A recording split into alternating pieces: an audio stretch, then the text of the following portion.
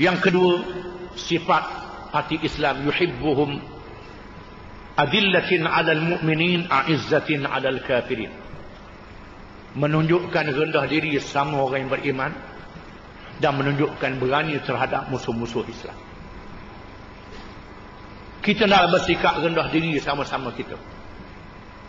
Kerana kerja Islam ni tak boleh buat kerja seorang. Kena buat kerja ramai-ramai. Ramai-ramai orang Islam, orang yang berjiwa Islam, mestilah dijalinkan hubungan ukhuwah, hubungan persaudaraan di antara satu sama lain, sehingga merendah diri di antara satu sama lain.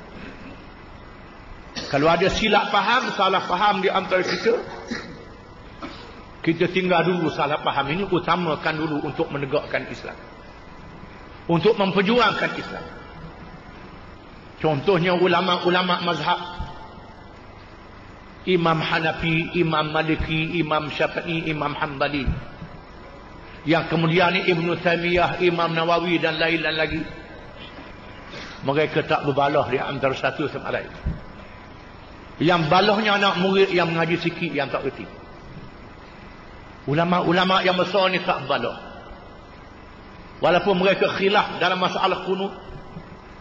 Imam Hanafi kata kena baca kunut, tak payah baca kunut semaya subuh.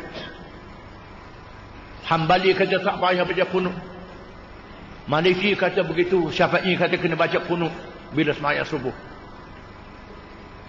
Walaupun mereka berdebat pasal bab kunut, tapi mereka tak berbalah di antara satu sama lain. Mereka mengaji. Imam Syafi'i mengaji dengan Imam Muhammad bin Hasan Asy-Syaibani, anak murid pada Imam Hanafi. Imam Ahmad bin Hanbal mengaji dengan Imam Syafi'i. Imam Daud Az-Zahiri mengaji dengan Imam Syafi'i, walaupun dia menubuhkan mazhab Az-Zahiriyah. Imam Syafi'i mengaji dengan Imam Malik, walaupun mereka semayang dengan cara yang berbeza dalam masalah cabang. Semayang 5 waktu tetap wajib, tapi kunut mereka khilaf. Bab niat mereka khilaf. Syafi'i kata niat kena ada dalam Allahu Akbar. Mazhab lain kata niat masa turun tangga di rumah boleh dah. Mereka tak balah antara satu sama lain. Mu nak pakar tu pakarlah, semayang semuanya sah belaka. Mereka berimam dan mengaji dia antara satu sama lain. Yang balah-balah ni yang mengaji sikit, sebagaimana dikatakan, kalau air dalam botol tu sikit, kocok kuat. Kalau air dalam botol tu banyak, kocok dia tak kuat. Kalau kocok kuat tu menangkan ilmu dia sikit tak banyak. Itu yang kocok kuat tu. Ini dia. Kita kena faham betul dalam masalah ini. Imam Syafi'i semayang di Baghdad, semayang subuh tak baca kunut. Orang tanya Imam Syafi'i pasal apa tak baca kunut? Kata Imam Syafi'i, kerana menghormati Abu Hanifah. Hormat Abu Hanifah. Imam Malik bin Anas, dia beritahu kepada dia, wahai Imam Malik, wahai Imam Syafi'i ni beri pendapat lain pada tok guru macam mana? Kata Imam Malik, boleh jadi pendapat dia betul, pendapat aku salah. Tapi pada pandangan aku inilah yang betul, boleh jadi salah. Hak dia salah, boleh jadi betul. Kecuali perkara yang ada nas dalam Quran yang nyata, yang ada nas dalam hadis yang nyata. Nas yang tak nyata, mereka mempunyai pandangan-pandangan yang berbeza. Oleh kerana itulah, bila mari musuh, mereka lawan musuh. Mereka berjihad, mereka berperang, mereka menegakkan negara. Bila ada kerajaan zalim, mereka tegur kerajaan zalim, mereka bersatu. Walaupun mereka berbalah dalam masalah hukum, berbalah dari segi hujah, mereka bersatu dari segi dasar dan prinsip. Ini perkara yang kita kena faham. Oleh kerana itulah, Parti PAH menerima semua golongan dalam PAH ni, semua kalangan ada berlaku dalam PAH, masuk PAH, berjuang matlamat kita untuk mendirikan sebuah pemerintahan Islam. Kalau ada selisih faham, kita berkiralah dengan cara yang baik dan bertolak ansur di antara satu sama lain. Kita hanya bertegang dengan lawan kita, dengan kawan kita. Kalau kita berselisih faham, kita mesti bermaaf di antara satu sama lain. Yujahiduna fi sabilillah wa la yakhafuna lawmata laim. Berjihad berjalan Allah dan tidak takut percelaan orang yang mencela. Apa makna jihad? Jihad daripada jahada yujahidu, jihadan wa mujahadatan wa jihadan. Itu mengikut huraian ilmu saraf, ilmu bahasa Arab. Dan perkataan al-juhdu ataupun al-jahdu dengan makna menghadapi kepayahan dan mengembelengkan tenaga, dengan tujuan untuk meninggikan agama Islam, supaya agama Islam itu memerintah. Kita sanggup menyumbangkan nikmat yang Tuhan beri. Orang yang fikiran dia bijak, dia sumbang fikiran dia. Orang yang harta banyak, sumbangkan harta dia. Orang yang tenaga dia lebih, sumbangkan tenaga dia. Orang yang tak mampu berdoa kepada Allah Ta'ala. Semua menjalankan tugas masing-masing dengan bersungguh, tujuannya untuk memenangkan agama Islam. Pernah seorang sahabat bertanyakan Nabi SAW, Ar-rajulu yuqatilu immiyatan wa fi riwayatin hamiyatan wa ar-rajulu yuqatilu ghanimatan wa fi riwayatin lil maghnami ar-rajulu yuqatilu li yura makanu faman fi sabilillah. Ada orang yang dia berjuang kerana membela puak dan kaum dia. Walaupun kaum dia salah, dia berjuang untuk kaum dia, puak dia, bangsa dia. Ada orang yang berjuang ada nak harta benda. Kalau menang, boleh benda tu, boleh benda ni, boleh balok, boleh tender, boleh kontrak, boleh macam-macam. Dah niat dalam hati dia. Orang yang berjuang supaya orang kata dia berani, orang kata dia bijak. Siapa dia yang berjuang kerana Allah? Jawab Nabi SAW, alladhi yuqatilu litakuna kalimatullahi hiyal ulya fahuwa fi sabilillah. Orang yang berjuang supaya kalimah Allah itu tinggi, dialah yang berjuang perjalanan Allah, yang mendapat kelebihan berjuang perjalanan Allah. Di mana kelebihan berjuang perjalanan Allah ini tak terhingga pahalanya. Mathalul ladina yunfiquna amwalahum fi sabilillah kamathali habbatin anbatat sab'a sanabila fi kulli sumbulatin mi'atu habbah wallahu yudha'ifu liman yasha wallahu wasi'un alim.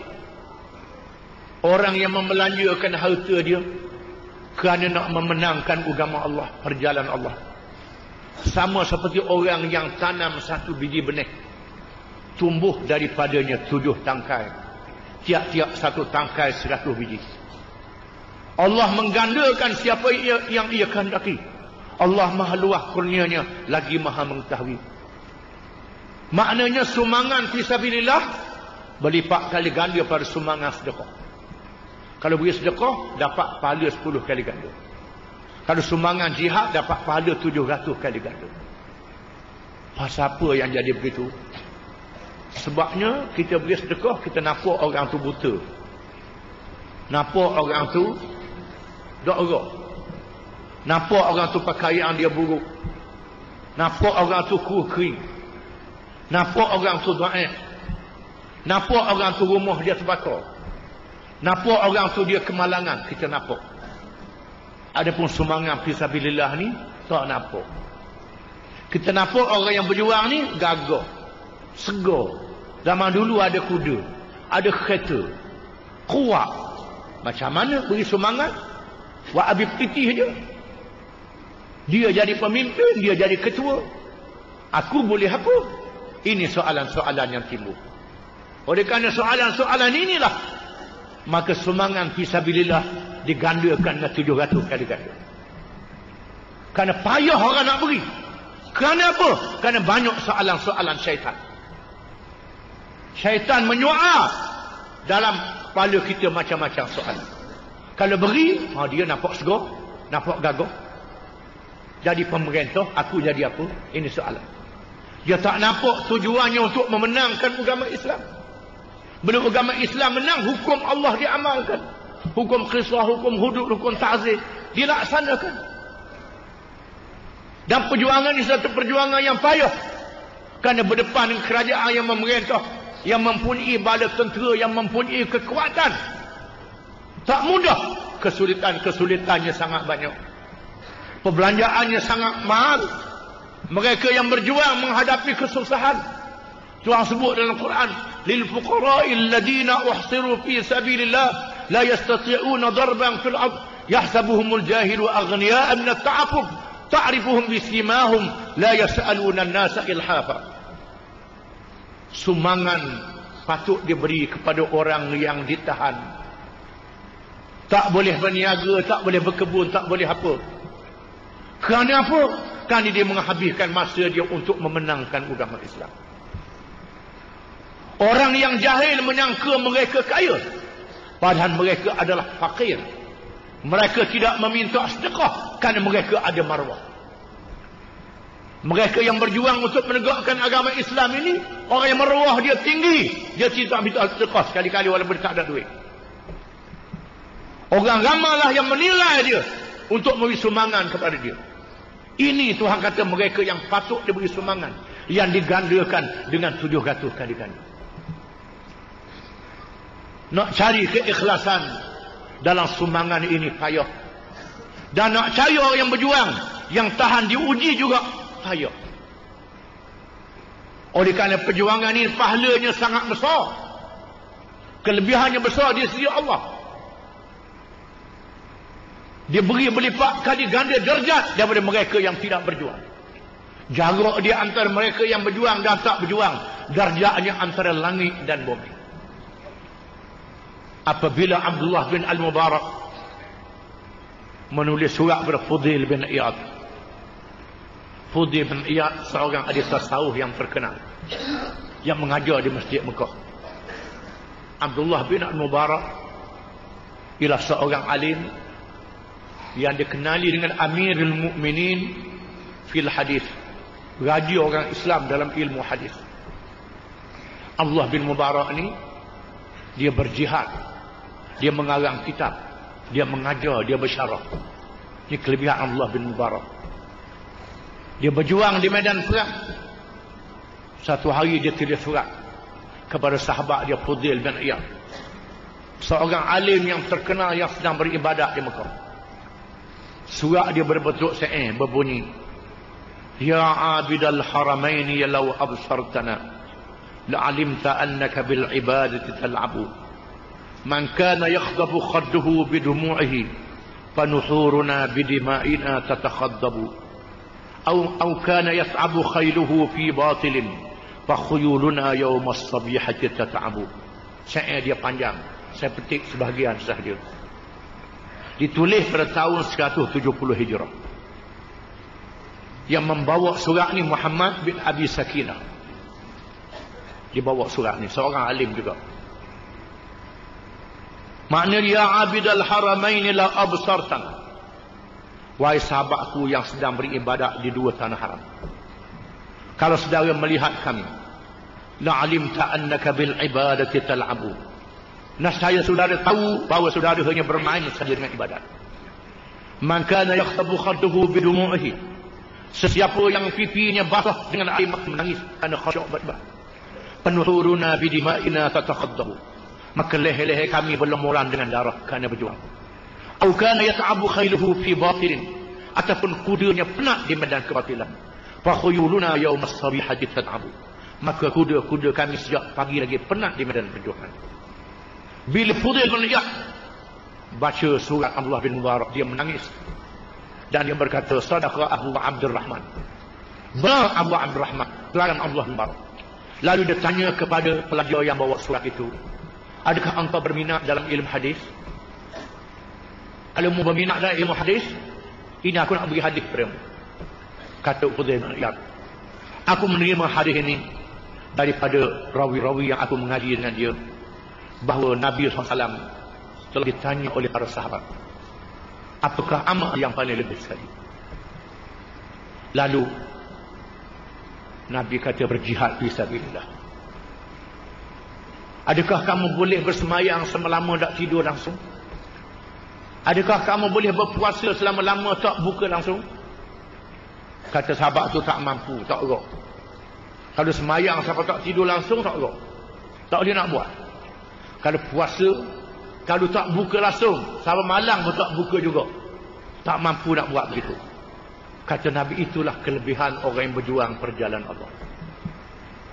Dalam masa mereka keluar berjuang, mereka diberi kelebihan oleh Allah Subhanahu wa ta'ala.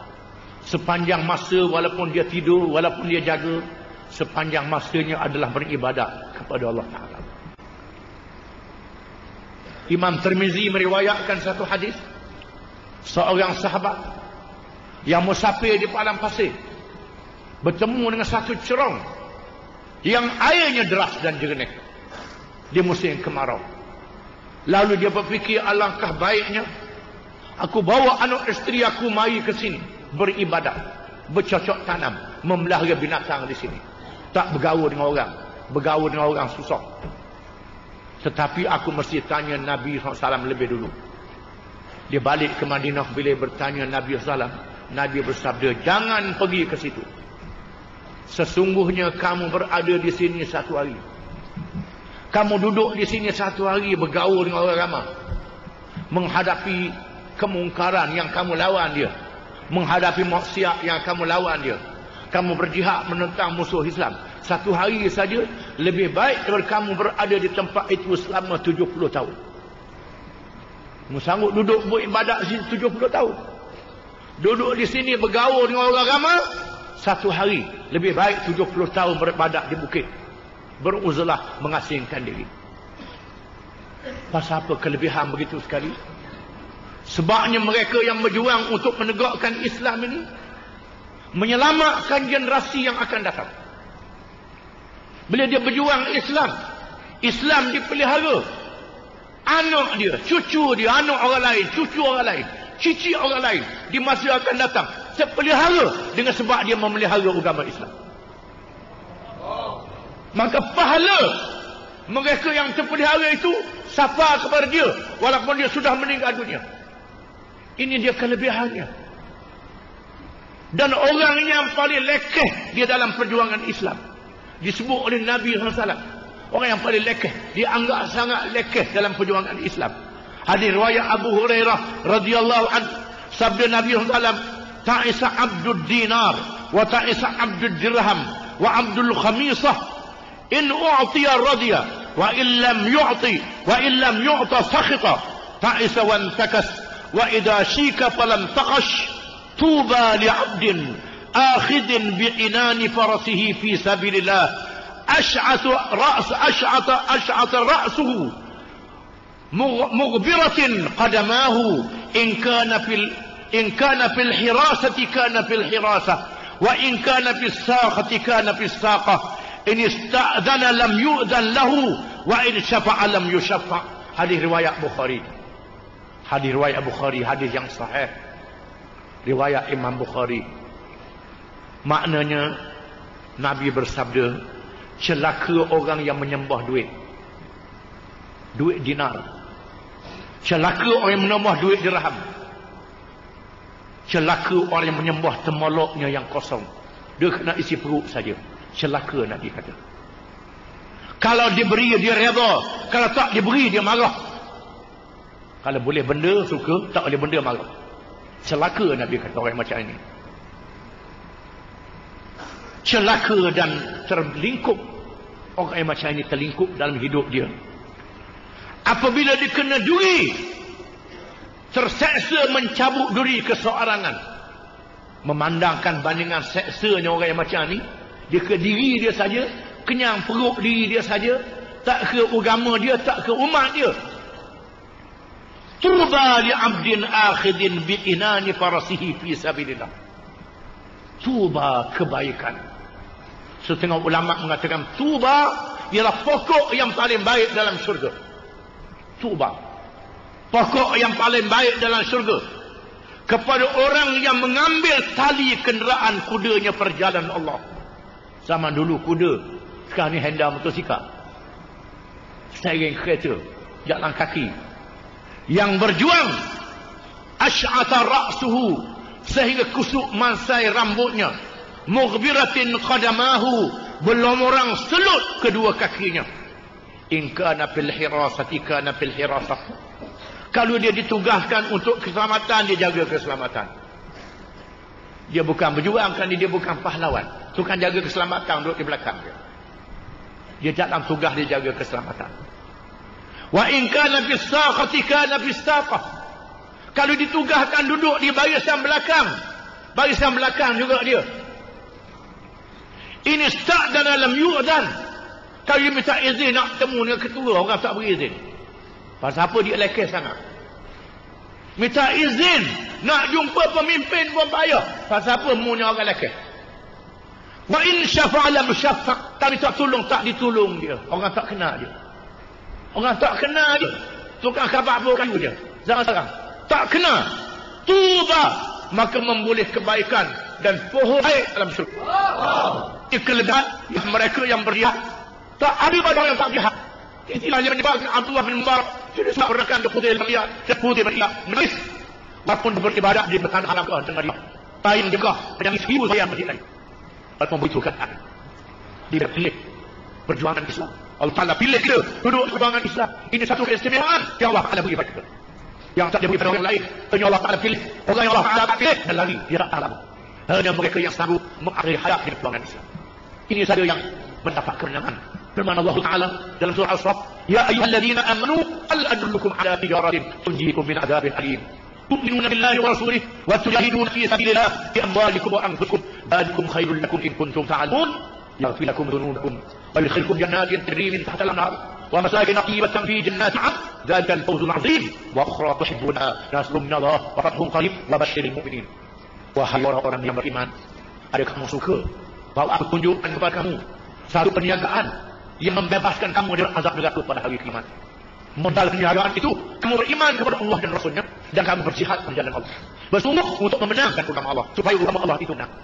Keuntungannya Allah Ta'ala mengampunkan dosa-dosa dan Allah Ta'ala memasukkan kamu dalam syurga yang mengalir di bawahnya sungai-sungai dan diberi kepada kamu tempat tinggal yang baik dalam syurga Adan. Itulah kemenangan yang paling besar. Dan yang lain yang kamu ingin, kemenangan yang tak ada dunia ini, Allah Ta'ala beri juga. Berilah berita gembira, pertolongan yang daripada Allah dan kemenangan yang hampir. Berilah berita gembira kepada orang-orang yang beriman. Ayat ini menyatakan kelebihan mereka yang berjuang untuk menegakkan agama Allah. Sekarang kita berjihad. Apa makna jihad? Adakah pilihan raya ni jihad? Pilihan raya, setengah orang kata ini cara barat, bukan cara Islam. Mereka yang beri pandangan tu tak mengaji pun. Ataupun dia mengaji, tanya dia kitab mana dia baca. Mana dia kaedah usul yang dia baca. Mana ayat Quran yang dia faham yang dia baca. Jihad makna dia bersungguh dalam menegakkan agama Allah. Bukan saja berperang sebahagian daripadanya. Kalau boleh mengajak orang kepada Islam. Kempen orang ikut Islam ni yang pertama dulu. Setelah orang tak mau ikut, dia buat jahat, dia akak senjata, baru kita akak senjata. Kalau dia tak akak senjata, dia berhujah, dia tagur dengan batu, lawan lagi. Ini yang ditunjuk oleh Nabi-Nabi. Nabi Nuh, Nabi Ibrahim, Nabi Saleh, Nabi Hud, Nabi Lut, Nabi-Nabi sebelum Nabi Muhammad dan termasuk Nabi kita Muhammad sallallahu alaihi wasallam. Ajak orang kepada Islam. Perkara ini dinyatakan dalam hadis. Apabila Nabi SAW nak melancarkan perang Khaybar. Khaybar ialah kota yang didiri oleh orang Yahudi yang berlapis-lapis. Beribu-ribu pada tentera Yahudi duduk bertahan di situ setelah mereka berundur di Madinah.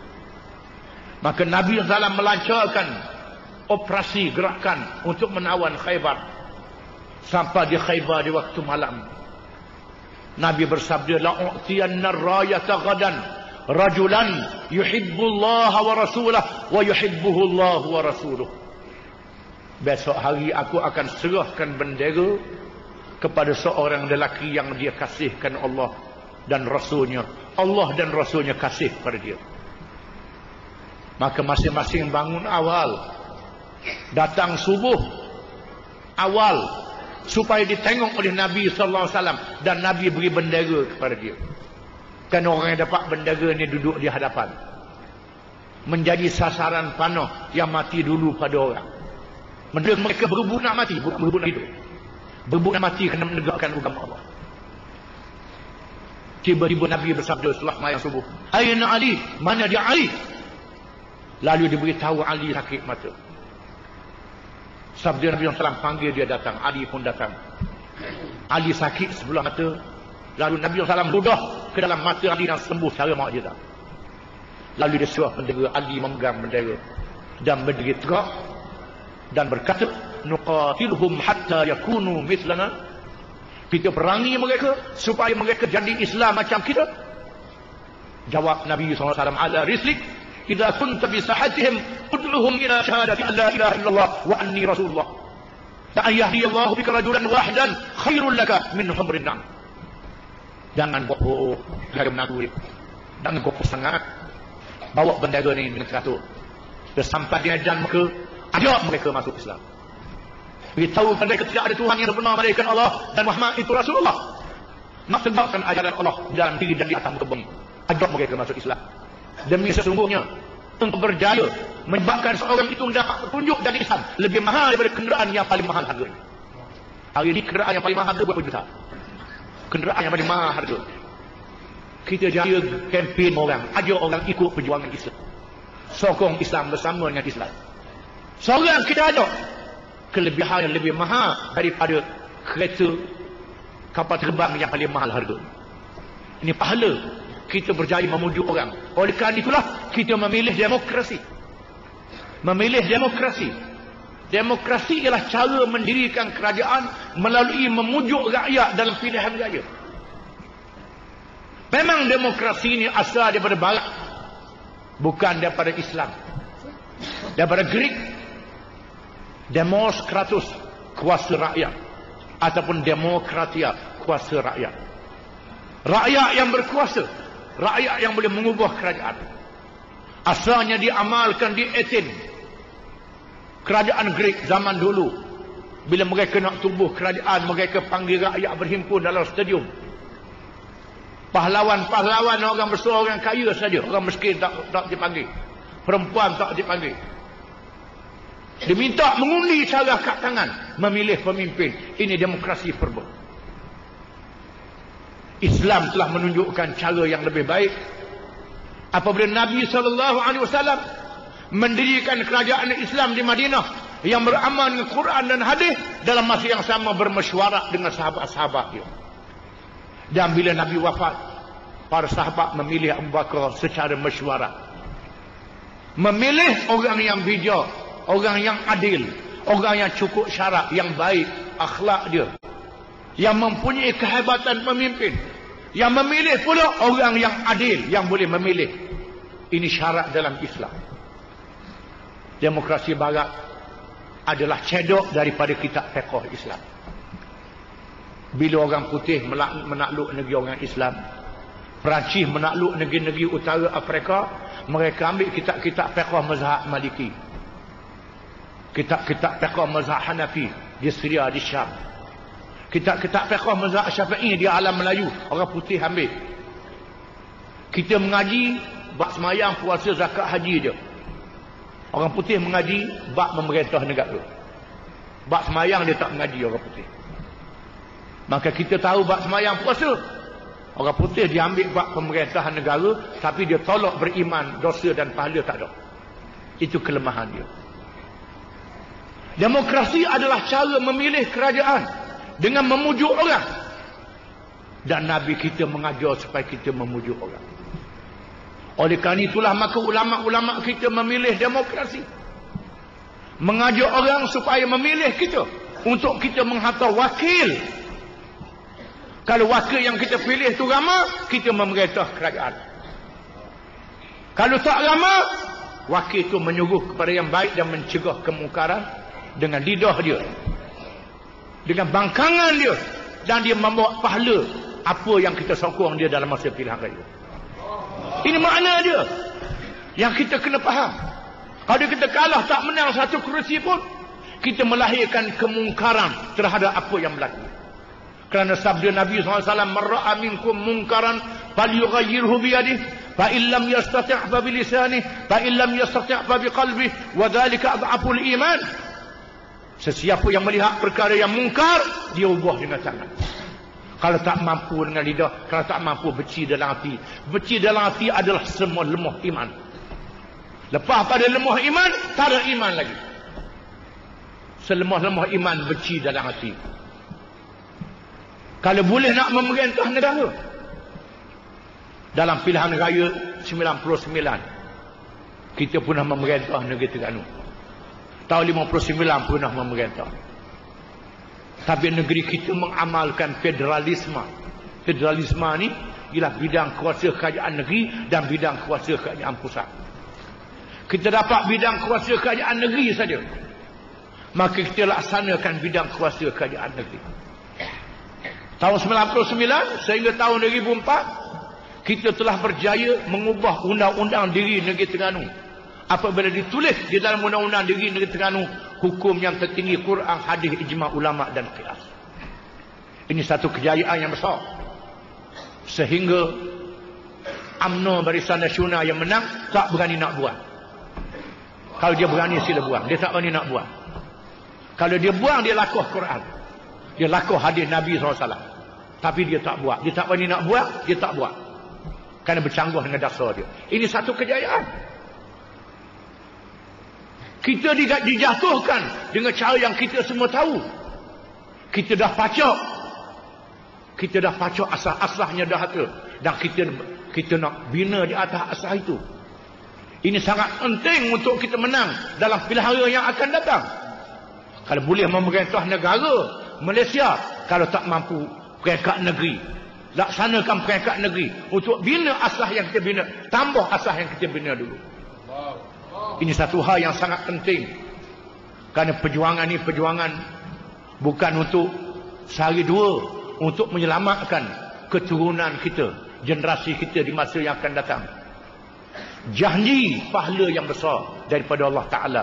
Janji yang benar. Innallaha la yukhliful mi'ad. Allah Ta'ala tidak sekali-kali memungkiri janji. Perjuangan kita sangat penting, sangat besar. Dan oleh kerana perjuangan ini tak boleh seorang, mesti berjamaah, mesti berparti. Maka kita berjamaah di dalam parti Islam Sejahtera. Tujuan kita mengadakan pertemuan ini untuk mengukuhkan jamaah kita, mengikatkan batu-batu yang berselera, yang renggang dirapatkan, yang kuat dikuatkan lagi. Kerana firman Allah Ta'ala, innallaha yuhibbul ladzina yuqatiluna fi sabilihi safa ka'annahum bunyanun marsus. Sesungguhnya Allah mengasihi orang yang berjuang pada jalannya dalam saf, laksana bangunan yang didirikan daripada batu-bata yang disusun dengan teratur dan diikat dengan kuat. Kita adalah batu-bata.